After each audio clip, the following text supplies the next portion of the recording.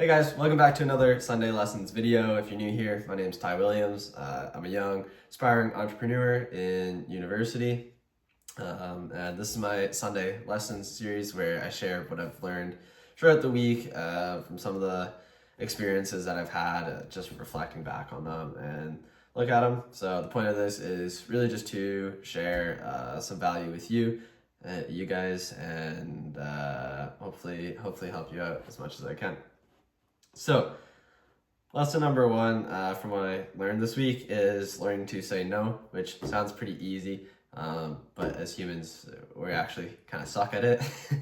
And what I mean by this is I find a lot of the times it comes up with other people, and asking for your time. So just because you have free time doesn't mean it's their time. And what I mean by that is just because you don't have a certain section of your calendar booked off, or you don't have something planned, it's just kind of open. Just because it's open and someone asks you, hey, you want to go golfing, or hey, you want to go to this party, or hey, you want to go rock climbing or do XYZ, just because it's available doesn't mean you have to give it to them. And something that helps you decide that is if it's not a heck yeah, it's a heck no. And I kind of get that from Dan Martell. His is a little bit different. If it's not a hell yes today, it's a hell yes, or if it's not a hell yes, it's a hell no. But yeah, that kind of just helps you decide between saying yes and saying no to people's offers when they ask you for your time. Essentially, is what they're doing, because your time is really your greatest asset, especially if you're younger. It's one of the best things that you have. You got time on your side. You may not have skills and abilities like other people, but you have the time to develop them. So, and stacking on top of that, you've got to build your no muscles up. For example, I was on the boat and I had a family friend offer me peanut butter cookies. And I was like, oh, no, I can't go over my calorie limit. I got a bet with my dad. I'm getting a 6-pack. I've got some money on the line with that.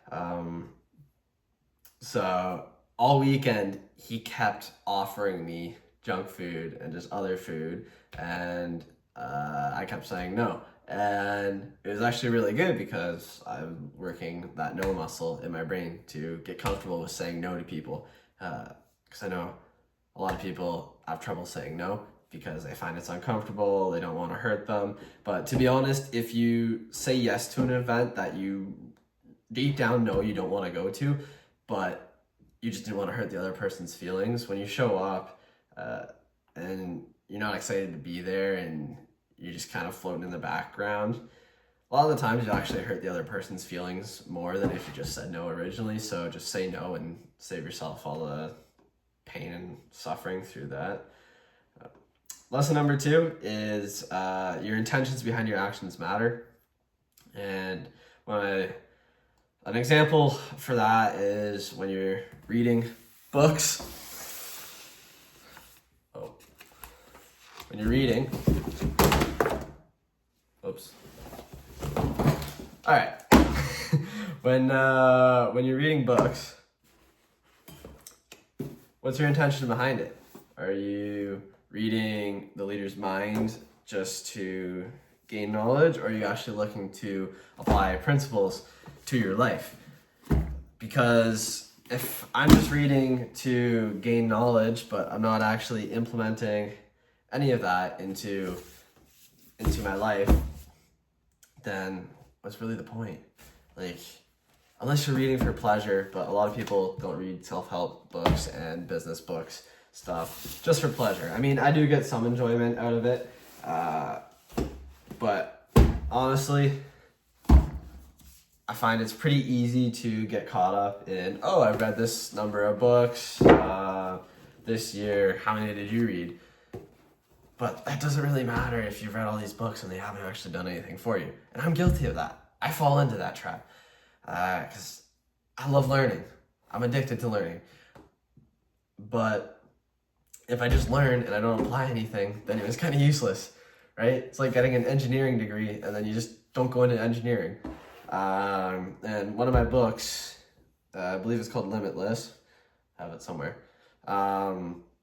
It said, a lot of people think knowledge is power, but it's not. Knowledge times action is power. If you gain knowledge and then you put that knowledge into action and make it work for you, then that's power, because you can change. So I think your intentions behind what you do really matter. For example, just use books there. Are you reading a book to gain knowledge, or are you reading a book to change your life? So before you sit down to read your book, think, what are the intentions for this? Before I filmed this video, I sat down and I went, hey, what are your intentions for this?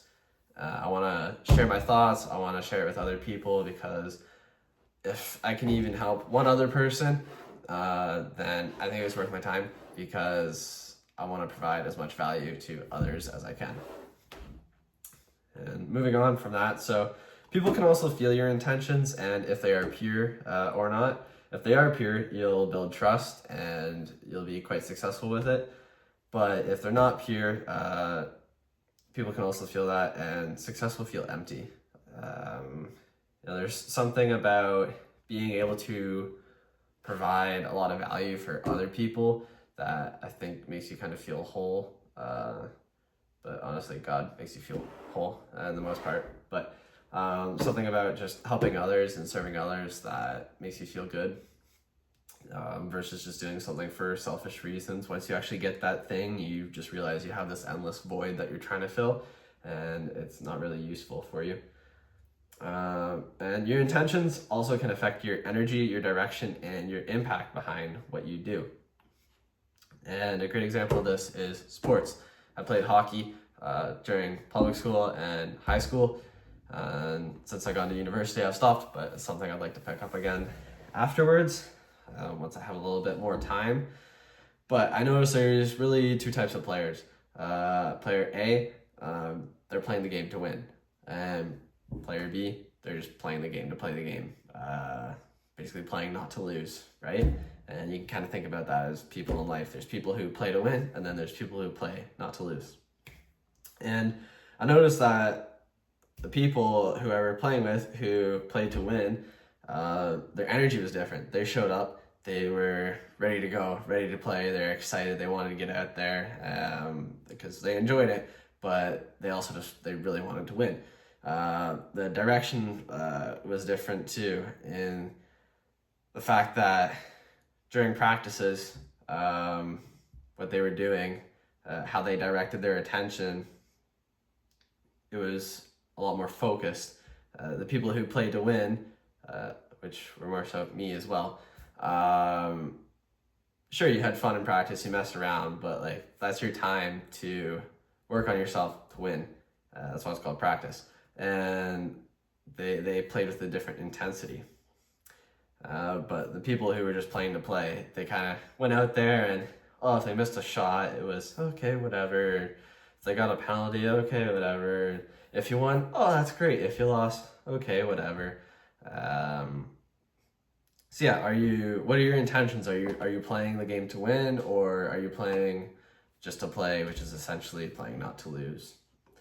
And lesson number 3 that I learned this week is your state and changing it.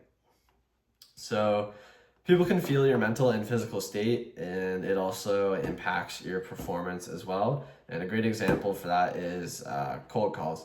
I was doing some cold calls this past week, and I realized that when I was kind of mentally stale and bogged down and didn't fully feel in the moment and like there, it came across through the phone, and people were really able to sense that, versus when I had a better state, which was like higher energy. I was more intuitive, more into it, and I had more to bring to the table, really. People also felt that, and I noticed the way that they took some of my questions or responded to what I was saying was quite different, and I could just feel that they could feel my state through the phone. Which your state, it also pairs quite well with your intentions, Because if you take your intentions behind what you're doing, and then you also compare with your state, you get like a pretty powerful mix there. But one way to change your mental or physical state, you need to change your mental and physical state when needed. If you're feeling quite stale or quite down, a great way to do this is by doing physical activity. I find that's what works best for me, because if you're just sitting around all day and doing nothing, your body's not moving, blood's not circulating, then your brain just kind of feels the same way. Like if your body feels tired and exhausted, your brain feels tired and exhausted. So a great way to change that is to go do physical activity. Go take a walk, go do some push-ups, go to the gym, play with your dogs. Dan Martell always says, prioritize the pump. And he says, exhaust the body, tame the mind. And it's really helpful for those times when you're tired, you're kind of feeling down, lack of energy. Just go out and do something to get the blood flowing. Because sitting a lot, that reduces your blood flow, and most of us sit pretty much all day and we don't do that much physical activity. So doing physical activity can help you change your mental and physical state. And yeah, a lot of the time your physical state affects your mental state. So just to do a short little recap, lesson number 1 is learning to say no. And just because you have free time doesn't mean you have to give it to them. And a great way to help you out with this is, if it's not a heck yeah, it's a heck no. And think about aligning that with where you want to go. Think about a ship in the water, right? If you want to go to this island and you have some waves come along and rock you, or there's a rock in your way, you got to steer around it. You got to make sure that you get back on course and you don't get stuck off of it. And then lesson number 2, your intentions behind your actions matter. People can feel that, brings different energy to the table, different meaning behind what you do. And depending on what your intentions are, if they are pure, people can feel that, and you'll build you'll build trust with them, essentially. And lesson number 3 is your state, which can be paired really well with your intentions. So if you're feeling pretty flat mentally, go do something physical. Go change your physical state. Your body affects your mind. So if you've been sitting all day and you feel pretty stale, go do some movement. Go walk, go work out. Just go do something, man, honestly. But those are the 3 bigger lessons that I learned this week. I've got a ton more that I'm going to share later down the road. But if you like that, drop a thumbs up. If you have any differing opinions on them, leave them in the comments. Or if you want to add to stuff, leave them in the comments. Even just talk about your experiences. I'd be more than happy to hear from some of you guys. So without further ado, thanks for tuning in, and see ya.